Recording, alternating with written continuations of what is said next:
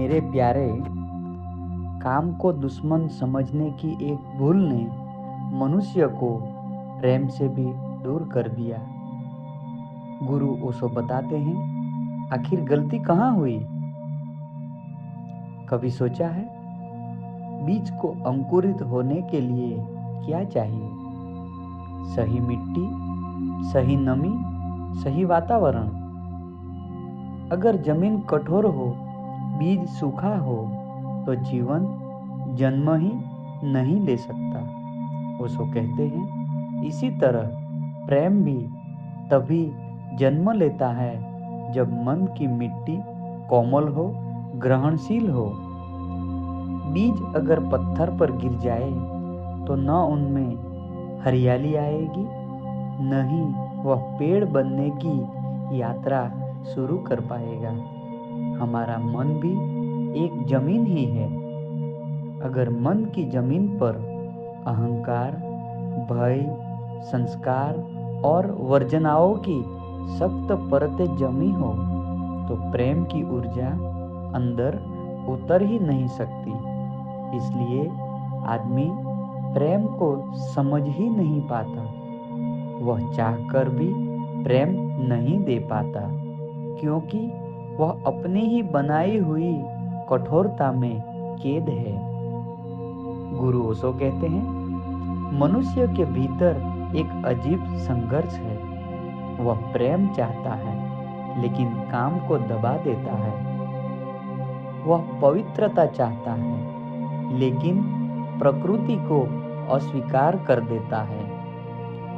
जब भी सेक्स को दुश्मन समझा जाता है, प्रेम कभी फलता फूलता नहीं, क्योंकि प्रेम की यात्रा का पहला पड़ाव है सेक्स।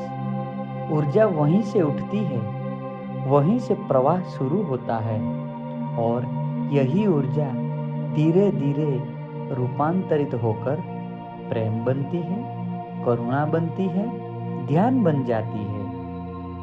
अगर बीज को मिट्टी न मिले तो वह मर जाता है।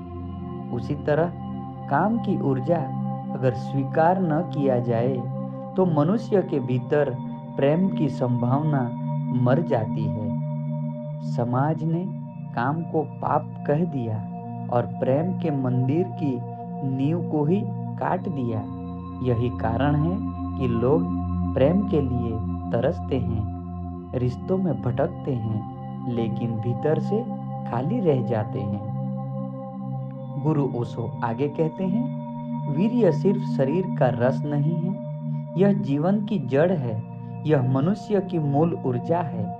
इसका संरक्षण, इसकी दिशा और इसकी समझ मन को स्थिरता देती है, गहराई देती है। अब तक काम की ऊर्जा समझी नहीं जाती, तब तक वह ऊपर नहीं उठती। काम ऊर्जा का बीज है और प्रेम उसी ऊर्जा का पुष्प। मनुष्य की सबसे बड़ी भूल यही है, वह उन्हीं शक्तियों को दुश्मन समझ लेता है जो उसके मित्र हैं। काम शत्रु नहीं है, काम वही ऊर्जा है जो रूपांतरित होकर प्रेम, करुणा, समर्पण और ध्यान बनती है। जैसे बीज भूमि से ऊर्जा लेकर वृक्ष बन जाता है, वैसे ही काम की ऊर्जा ध्यान बन सकती है, समाधि बन सकती है, अगर उसे नकारा न जाए। प्रेम तभी खिलता है जब मन की जमीन कोमल हो, ऊर्जा के प्रवाह को स्वीकार किया जाए और भीतर के संघर्ष को जाना जाए। गुरु ओशो कहते हैं, काम से घबराना नहीं, उसे समझना, यही समर्पण है, यही समृद्धि और यही संभाव समाधि की पहली सीढ़ी है।